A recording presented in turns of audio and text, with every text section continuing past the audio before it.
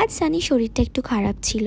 Usually Saturday করেও আমাদের বাড়িতেই খায়, বাট আজ যেহেতু শরীরটা খারাপ সেই জন্য আর আসতে পারিনি। তো মা বলল ঠিক আছে, আমি ওকে সব খাবার প্যাক করে দিচ্ছি, তুই ওর বাড়িতে নিয়ে চলে যা। আমার আর ওর বাড়ি খুব জোর 10 মিনিটসের ডিস্টেন্স, বাট স্টিল আমি র্যাপিডো ছাড়া আমি আসতে পারি না। ও আমার বাইকে করে দিয়ে আসে ওর বাড়িতে, আমার আসা হলে আমি র্যাপিডোই বুক করি।